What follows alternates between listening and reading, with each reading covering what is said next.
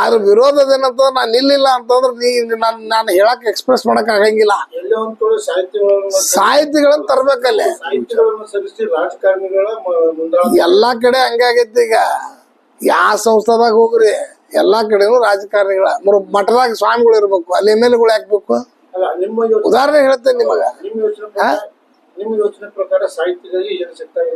ಎಲ್ಲಾ ಸಾಹಿತಿಗಳು ಈ ಸಾಹಿತ್ಯ ಇದು ಯಾವ್ದಿದು ವಿದ್ಯಾವರ ಸಂಘ ಮಠದಾಗ ಹೋದ್ರೆ ಮಠದಾಗೂ ಇಲ್ಲ.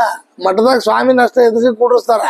ಆಡಳಿತ ಮಾಡೋರು ಅಲ್ಲಿ MLAಗಳು, ಅಲ್ಲಿ ಮಂತ್ರಿಗಳು, ಅಲ್ಲಿ ಇರ್ತಕ್ಕಂಥ ರಾಜಕಾರಣಿಗಳು. ಇದು ತಪ್ಪಬೇಕು. ನಮ್ಮ ಸಮಾಜಕ್ಕೆ ದೊಡ್ಡವ್ರು ಯಾರು? ಸ್ವಾಮಿಗಳು. ಆ ಯಾವ ಸಮಾಜದವ್ರು ಇರ್ತಾರ ಆ ಸಮಾಜಕ್ಕೆ ಮಠಾಧಿಪತಿಗಳು ಇರ್ತಾರ. ಅವ್ರು ಬಿಡ್ತಾರ, ಅವ್ರು ಹೊರಗಟ್ಟಿ ಇವ್ರು ಕೊಡ್ತಾರ.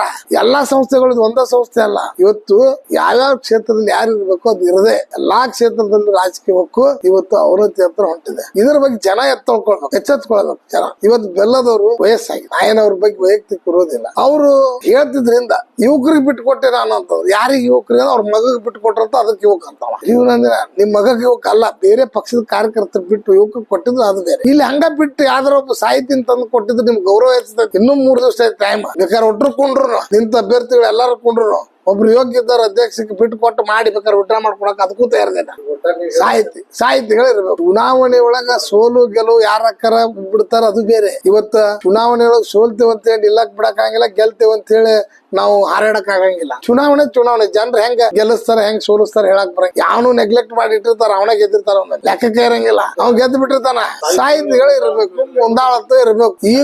ಈಗೂ ಇನ್ನೂ 3 ದಿವಸ ಐತಿ ಟೈಮ್. ಇನ್ನೂ 3 ದಿವಸ ಐತಿ. ಬೇಕಾರೆ ನಾವೆಲ್ಲ ನಿಂತವ್ರು ವಿಚಾರ ಮಾಡೋಣ. ಬೇಕಾರೆ ಇಲೆಕ್ಷನ್ ಹೋಗಿ ಹೆದರಿ ಪದರಿ ಓಡೋಗುದಿಲ್ಲ ನಾವು. ಚುನಾವಣೆ ನಮ್ಗೇನ್ ಇದೇನ್ ದೊಡ್ಡದಲ್ಲ. 9,000 ಮತ್ತಾರ 2 ಲಕ್ಷ 3 ಲಕ್ಷ 5 ಲಕ್ಷ 10 ಲಕ್ಷ ಚುನಾವಣೆ ಮಾಡಿದಾರ ಇದೇನ್ 10,000 ಬಂದಿದೆ ಮಾಡೋದ್ ದೊಡ್ಡದಲ್ಲ.